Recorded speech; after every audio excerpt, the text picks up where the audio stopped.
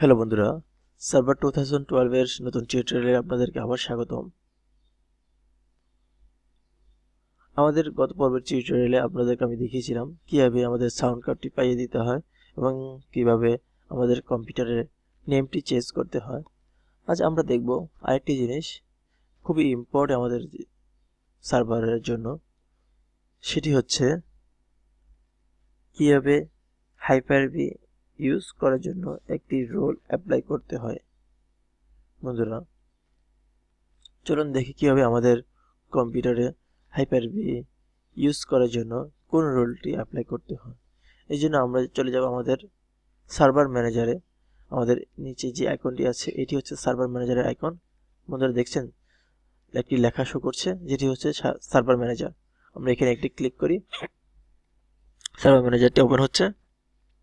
বন্ধুরা, একটা জিনিস খেয়াল রাখবেন, আমাদের উপর দিয়ে কিছুক্ষণ আগে একটি দাগ গিয়েছে। যতক্ষণ ধরে এটি চলতে থাকবে ততক্ষণ পর্যন্ত আমরা কোনো কাজ করব না। সার্ভার খুব ভারী জিনিস এবং এটাকে আমাদের মতো চললে হবে না, আমাদেরকে এটার মতো করে চলতে দিতে হবে। এই জন্য সার্ভার যখন যেটা চায় তখন সেটা আমাদেরকে ফুলফিল করতে হবে, নাহলে আমাদের কম্পিউটার ক্র্যাশ করতে পারে। ওকে বন্ধুরা, আমাদের কাজ শেষ। আমরা এখন হাইপার-ভি ইনস্টল কীভাবে করতে হয় সেটা দেখব। এই জন্য আমরা ম্যানেজে ক্লিক করব, দেন অ্যাড রোল অ্যান্ড ফিচারে ক্লিক করব। এখান থেকে আমরা নেক্সট বাটনে ক্লিক করছি, এখানে নেক্সট বাটনে ক্লিক করছি। এখানে আমার কম্পিউটারের নেম, আইপি এবং অপারেটিং সিস্টেম কোনটা ইউজ করছি সেটি শো করছে। নেক্সট বাটনে আমরা ক্লিক করছি। এটি হচ্ছে রোজ, কি রোল আছে সেখানে, এটা হচ্ছে রোজের অপশন। এখান থেকে আমরা হাইপার-ভিটা শো করে দেখাবো। বন্ধুরা, এখানে অনেক ধরনের রোল আছে যেগুলো আমরা পরবর্তী বিভিন্ন টিউটোরিয়ালে নিয়ে আসবো।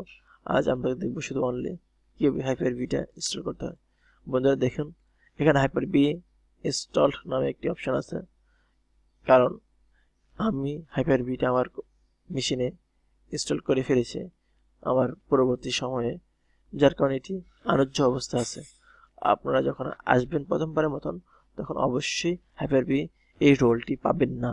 এই জন্য আপনাদেরকে এখানে অনলি শুধু একটি টিক মার্ক দেওয়ার পর ইনস্টল করতে হবে।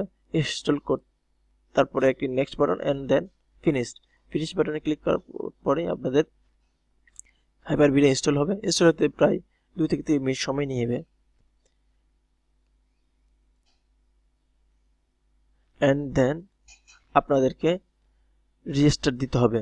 কম্পিউটার রিস্টার্ট না হলে আপনাদের হাইপার-ভিটা কাজ করবে না, এবং কম্পিউটার যখন রিস্টার্ট নেবে তখন অবশ্যই অনেক সময় নেবে, 5 থেকে 10 মিনিট সময় নেবে কম্পিউটারটি রিকনফিগার হওয়ার জন্য। হাইপার-ভির জন্য আমরা যে কোনো রোল যখন অ্যাপ্লাই করবো, যে কোনো ফিচার যখন অ্যাপ্লাই করবো, তখন কম্পিউটারকে অবশ্যই রিস্টার্ট দিতে হবে, কারণ কম্পিউটার নতুন করে রিকনফিগার নেবে আমার যে রোলটি বা যে ফিচারটি ইনস্টল করেছি সেটার জন্য। ওকে বন্ধুরা, এভাবেই আমরা আমাদের কম্পিউটারে হাইপার-ভি ইনস্টল করতে পারি। ওকে, আজ এই পর্যন্ত। পরবর্তী টিউটোরিয়ালে আমরা দেখব কিভাবে হাইপার-ভির মধ্যে একটি সার্ভার ইনস্টলকৃত একটি সার্ভারে আমরা কাজ করতে পারি সেটা দেখব। আমি আমার হাইপার-ভিতে একটি সার্ভার ইনস্টল করেছি। আমরা নেক্সট টিউটোরিয়ালে দেখব কিভাবে এই সার্ভার দিয়ে বিভিন্ন কাজ করা যায়। ওকে বন্ধুরা, আজ এখানে শেষ করছি। আমাদের পরবর্তী টিউটোরিয়াল দেখার আমন্ত্রণ জানিয়ে আল্লাহ হাফেজ।